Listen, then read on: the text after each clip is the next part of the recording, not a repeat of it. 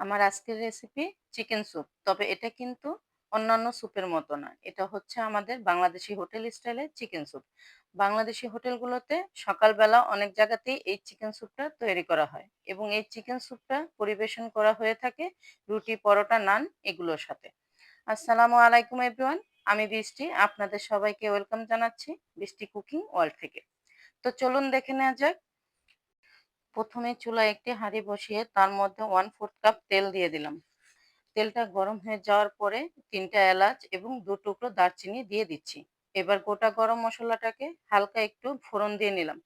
গোটা গরম মসলাটা হালকা ফোড়ন দেওয়ার পরে এর মধ্যে ১ কাপ পরিমাণ পেঁয়াজ বাটা দিয়ে দিলাম। আরও দিয়ে দিচ্ছি ১ চামচ পরিমাণ আদা বাটা এবং ১ চামচ পরিমাণ রসুন বাটা।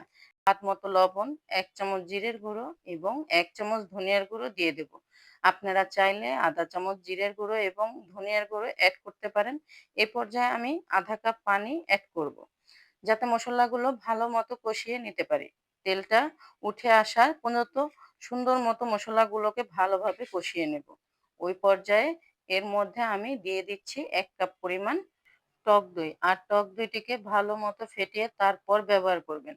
তাহলে টক দইয়ের ছানা ছানা ভাবটা আর থাকবে না। টক দইয়ে দেওয়ার পরে মশলাটাকে আরো কিছুক্ষণ ভালোভাবে কষিয়ে নিয়েছি। এখন এর মধ্যে অ্যাড করে নিচ্ছি আধা কেজি পরিমাণ চিকেন। আমি চিকেনগুলোকে রেগুলার সাইজে কাট করে নিয়েছি। আপনারা চাইলে আরো ছোট করে কেটে নিতে পারবেন। চিকেনটাকে মশলার মধ্যে দিয়ে কিছুক্ষণ এভাবে নেড়েচেড়ে দিচ্ছি। এবার ২ থেকে ৩ মিনিট এভাবে কষিয়ে নেব। এই পর্যায়ে ৩টি কাঁচামরিচ মাঝখান দিয়ে কেটে দিয়ে দেব। এরপরে ঢাকনা দিয়ে ঢেকে চুলার আঁচটা লোতে করে ১০ মিনিটের জন্য চিকেনটাকে লো আঁচে রান্না করে নেব। এই ফাঁকে দুধের সাথে ৬ পিস পাউরুটি ভিজিয়ে নেব। এখন সুন্দর করে এটাকে ব্লেন্ড করে নেব। ব্লেন্ড করাটা আর দেখালাম না।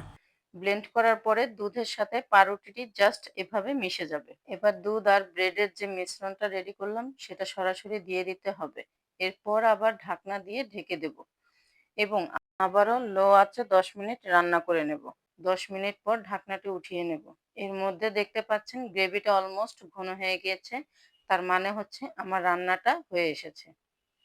যখন গ্রেভিটা ঘন হয়ে যাবে নামানোর আগে ১ চামচ ঘি দিয়ে দেবেন এবং অপশনাল হিসেবে ১ বা ২ ফোঁটা কেওড়া জল দিয়ে দেবেন।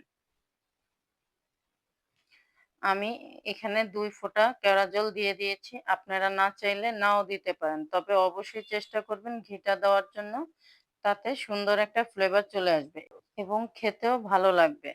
দিয়ে দিলাম আধা চামচ পরিমাণ চিনি। চিনিটা অপশনাল, তবে আমার কাছে মনে হয় চিনিটা দিলে স্বাদে সুন্দর একটা ব্যালেন্স হয়। এই তো সবকিছু মিলে মিনিট ৫ রান্না করে নেব। যখন গ্রেভিটা ঘন হয়ে যাবে তখন বুঝতে হবে রান্নাটা হয়ে গেছে। আর এরই মাঝে হয়ে গেল বাংলাদেশি হোটেল স্টাইলের চিকেন স্যুপ, যেটা কিনা রুটি, পরোটা, নানের সাথে খেতে অসম্ভব মজাদার হয়ে থাকে। ঘরে থাকা খুবই সাধারণ কিছু উপকরণ দিয়ে তৈরি করে নেওয়া যায় এই মজাদার খাবারটা। আপনারা অবশ্যই ট্রাই করে দেখবেন, ইনশাল্লাহ ভালো লাগবে। এইটুকু বলতে পারি। আজকের মতো এখানেই বিদায় নিচ্ছি। আল্লাহ হাফেজ।